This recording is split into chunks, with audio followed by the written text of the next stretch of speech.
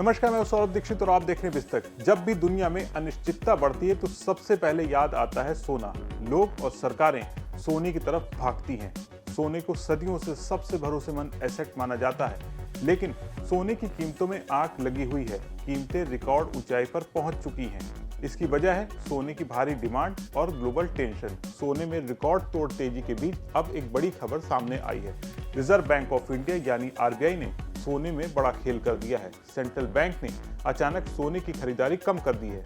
तो अब सवाल यह है कि अचानक ऐसा क्या हुआ जो सेंट्रल बैंक ने ये कदम उठाया। इसका क्या मतलब है? क्या सोने में कोई बड़ी गिरावट आने का अंदेशा है? जानकार क्या कह रहे हैं? आज बिस्तक के इस खास शो सोना चांदी में हम आपको सब कुछ बताने वाले हैं, और वो भी विस्तार के साथ। तो सबसे पहले बात करते हैं सोने की कीमतों के बारे में। 23 जनवरी को सोने के दाम ऑल टाइम हाई पर पहुंच गए हैं। एमसीएक्स एक्सचेंज पर 5 फरवरी 2026 की डिलीवरी वाला सोना आज दोपहर 1:30 बजे के करीब तेजी के साथ 1,57,237 रुपए प्रति 10 ग्राम पर ट्रेड कर रहा था। India Boolean and jewellers association यानी IBJA के मुताबिक सोना 4,300 रुपए बढ़कर 1,55,428 रुपए प्रति 10 ग्राम पर पहुंच गया। इससे पहले सोना 1,51,128 रुपए पर था। वहीं 1 किलो चांदी 19,249 रुपए बढ़कर 3,18,960 रुपए पर पहुंच गई है। इससे पहले गुरुवार को ये 2,99,711 रुपए पर थी। इस साल सिर्फ 23 दिनों में सोना 22,233 रुपए और चांदी 88,540 रुपए महंगी हो चुकी है। तो अब बात करते हैं सेंट्रल बैंक के बारे में। भारतीय रिजर्व बैंक यानी आरबीआई ने 2025 में पिछले 8 साल में सबसे कम सोना खरीदा है। अब सवाल उठता है, जब दुनिया भर के सेंट्रल बैंक धड़ाधड़ सोना खरीद रहे हैं तो आरबीआई ने ब्रेक क्यों लगा दिया? ताजा रिपोर्ट के मुताबिक साल 2025 में आरबीआई ने सिर्फ 4.02 टन सोना खरीदा, जबकि 2024 में 72.6 टन सोना खरीदा गया, यानी 94% की भारी गिरावट। यह आंकड़ा 8 साल का सबसे निचला स्तर है। सुनकर लगता है कि आरबीआई को अब सोने में दिलचस्पी नहीं रही, लेकिन सच्चाई इससे बिल्कुल अलग है।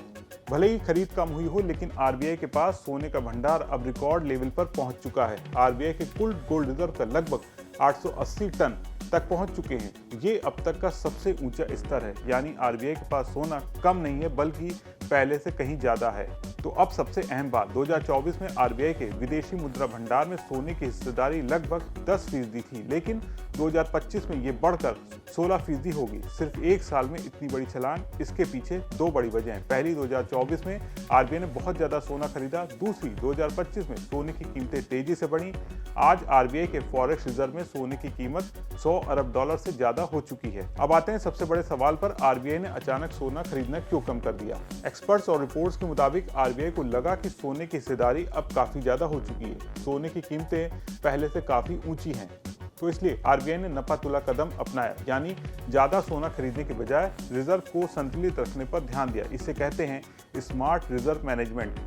अगर पीछे मुड़कर देखें तो 2021 में आरबीआई के फॉरेक्स रिजर्व में सोने की हिस्सेदारी सिर्फ 5.87% थी और 2025 में ये बढ़कर लगभग 16% हो गई, यानी 5 साल में सोने पर भरोसा लगभग 3 गुना बढ़ गया।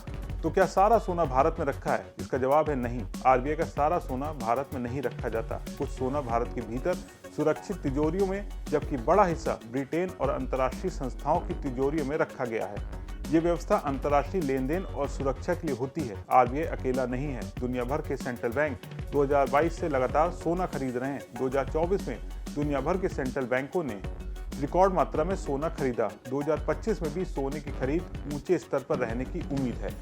आज की तारीख में सेंट्रल बैंकों के पास डॉलर के बाद सोना दूसरा सबसे बड़ा रिजर्व एसेट बन चुका है। इतना ही नहीं, पहली बार सेंट्रल बैंकों के पास अमेरिकी बॉन्ड से ज्यादा सोना हो गया है। 2022 के बाद सोने की कीमतें करीब 175% बढ़ चुकी हैं। 2025 में ही सोना 65% से ज्यादा चढ़ा।